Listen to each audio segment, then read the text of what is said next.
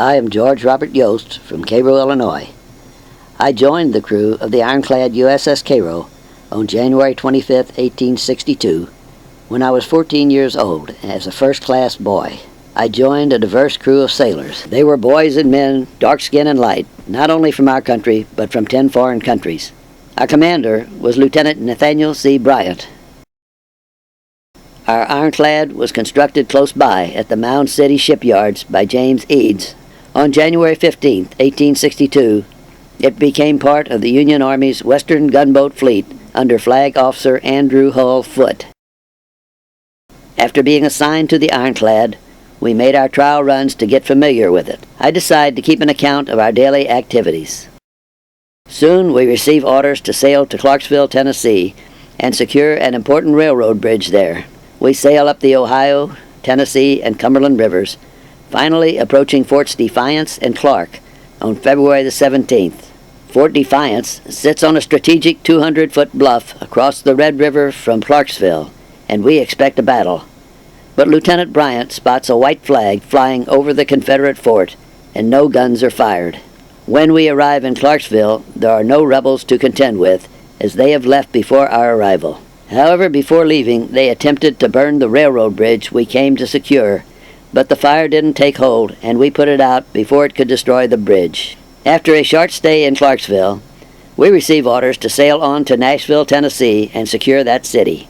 On arrival in Nashville, we discover that the rebels have already departed that city. So far, we've only fired our guns for practice. After several weeks in Nashville, we are ordered to head back down the Cumberland River to Savannah, Tennessee. We arrived there March the 31st. The next day, General Grant sets up his headquarters at the Cherry Mansion on the Tennessee River. We pass by the mansion as we depart sailing down the Tennessee River with the gunboats Lexington and Tyler. We joined Brigadier General William T. Sherman against the Confederate batteries at Eastport, Mississippi. We arrive at Eastport and run our guns out firing a few rounds, but there is no reply. The rebels have once again fled. We continue south to Chickasaw, Alabama, just north of Mobile. Arriving at Chickasaw, we find once more that the rebel troops have departed. Lieutenant Bryant believes they have gone to Mobile to protect that city. There were no battles, but at least we were able to fire our guns for a reason other than practice. While in Chickasaw, we receive orders to move back upriver to the Cairo, Illinois Naval Base to defend them against a threatened Confederate attack. Flag Officer Foote has received word that the South has completed 13 gunboats in New Orleans, and he fears these will join the ram Manassas and go up the Mississippi River against the Union fleet and bases. We arrive at the Cairo Naval Station on April 5th. Later we hear news that on April the 6th, a surprise Confederate attack on General Grant's troops near Savannah, Tennessee, where we had just left, resulted in a major battle at nearby Shiloh, Tennessee. We now have more reasons to complain about our inability to take part in battle action. While at the Cairo Naval Station, Lieutenant Bryant has the pilot house strengthened because the Confederates at Fort Donelson had scored damaging hits on a sister ironclad by centering their fire on the pilot houses, killing and wounding several men. Flag Officer Foote was struck on the ankle by a piece of iron during the battle. Today is Friday, April the 11th, and we have just received orders to head down the Mississippi River to join a fleet of Union vessels that are anchored off New Madrid, Missouri. Word spreads among the crew that we're going to attack Fort Pillow, a stronghold guarding the approach to Memphis, Tennessee.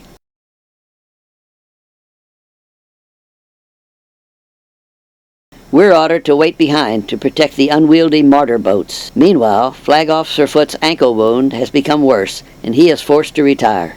On May the 9th, command of the Western Fleet is handed over to Captain Charles H. Davis. On May the 13th, I write, at 10 p.m., a rocket was sent up from the flagship to signal for action. In 10 minutes, all hands had their hammocks lashed up and were at their quarters ready for action, but the rebels did not come. We were kept at the guns all night. Weather warm. Mosquitoes worse than the rebels. A Confederate fleet of rams steams up the Fort Pillow just as the mortar boats guarded by our sister ironclad Cincinnati is being moored to begin its daily bombardment of the fort. The move by the rebels catches the ironclads unprepared, some of them without sufficient steam to hold against the current of the river. Their engineers throw oil and anything else that is flammable into the fireboxes in order to make steam.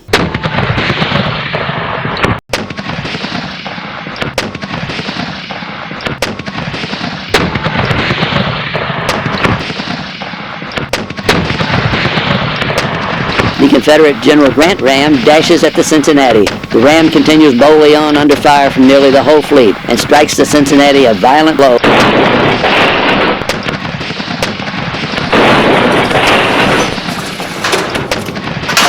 A few moments later, the Confederate General Sterling Price ram runs into the Cincinnati, carrying away her rudder, stern post, and a large piece of her stern. This throws the Cincinnati's stern to the Confederate Sumter ram, which strikes her running at her fastest speed. The Confederate General Earl Van Dorn follows behind the Price and Sumter rams. It runs towards the Union Mound City Ironclad, which is shooting broadsides into them. The Confederate Van Dorn silences the mortar boat. Mound City Ironclad, a glancing blow, making a hole 4 feet long in her side. We move from across the river and have our first chance for battle action. As our guns are rapidly fired, a ball from the Van Dorn strikes our center port, but glances off without doing any damage. Then we turn our attention to the damaged Mound City Ironclad. We accompany her until she grounds herself. As our cannons are inferior to the Confederates, we are forced to fall back to shallow water. The Cincinnati Ironclad sinks near the shore, and the Mound City Ironclad sinks on a sandbar. These two ironclads will later be raised and repaired under the guidance of James Eads. 3 more Confederate rams enter the fight, but they realize our boats have taken positions where the water is too shallow for them to go, so they depart and steam south to the protection of the heavy guns of Fort Pillow. As the Confederate boats flee downstream, we follow them until we see the guns of Fort Pillow, and then tie up a short distance upriver. Our mortar boats hurl 200-pound shells in a bombardment that will last for 7 weeks. Day after day, sometimes at a rate of 1 a minute, shells are dropped upon the fort.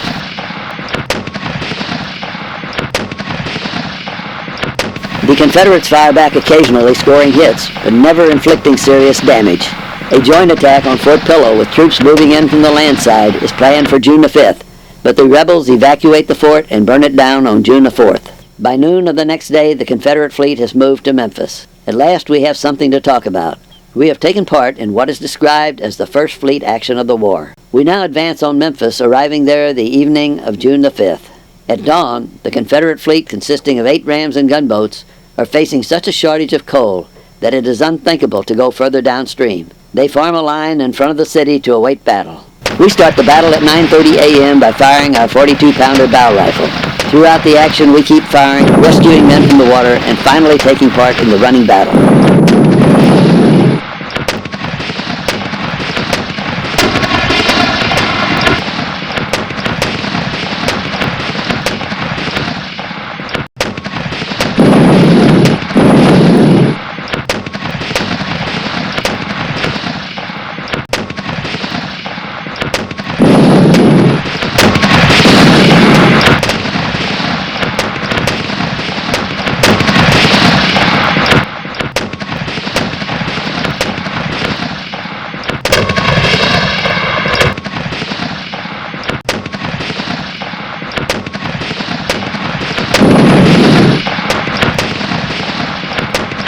Finally, the rebel gunboats are sunk or run ashore.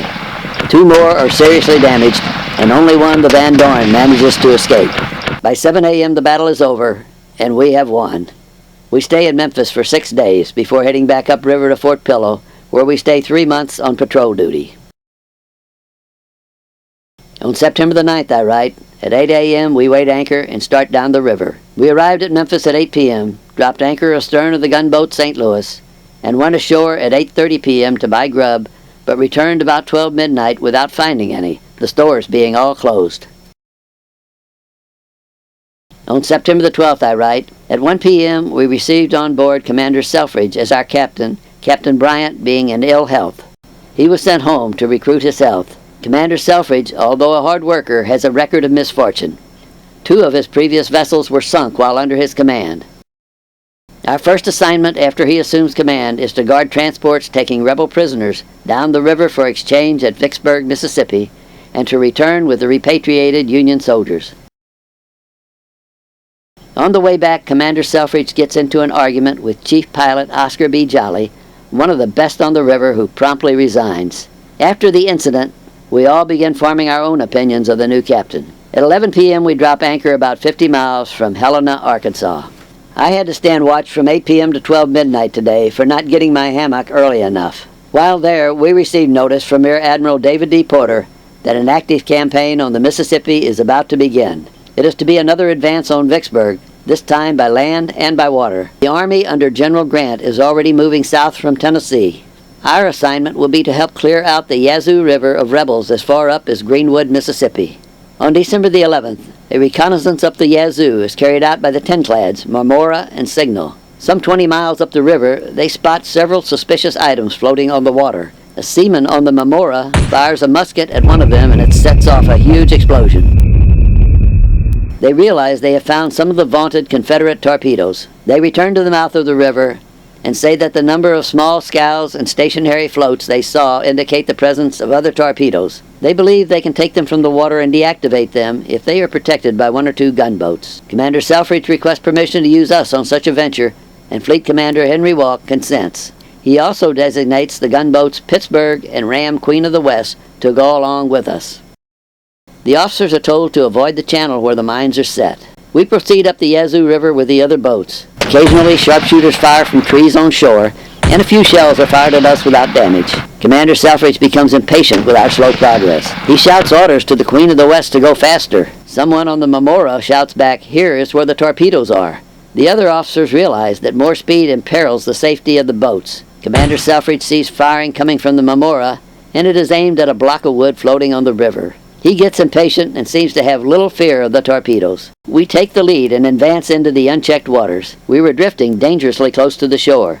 8 heavy guns atop the Drumbulls Bluff opened fire and were quietly answered by our 3 forward cannons. Commander Selfridge yelled for the engines to be reversed, then seeing he was about to strike another gunboat, ordered them to get out of the way. At 11:30 a.m., just as we were training on a battery which is about 2.5 miles up the river, we were struck by a torpedo, which exploded under the forward part of our boat. We were then told to leave quarters and take all the small arms we could and go aboard the Ram, which we did in double quick time, I can tell you.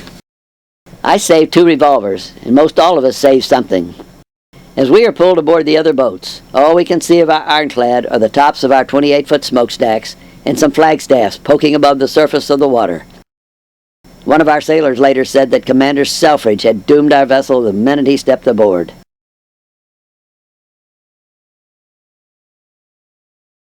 Rear Admiral David D. Porter sends the following message to the Honorable Gideon Welles, Secretary of the Navy. Sir, I regret to inform you that the Cairo Ironclad has been blown up by a torpedo in the Yazoo River. In the summer of 1956, 94 years after sinking, the Cairo remains are found. The gunboat is recovered and is on display at the Vicksburg National Military Park in Vicksburg, Mississippi.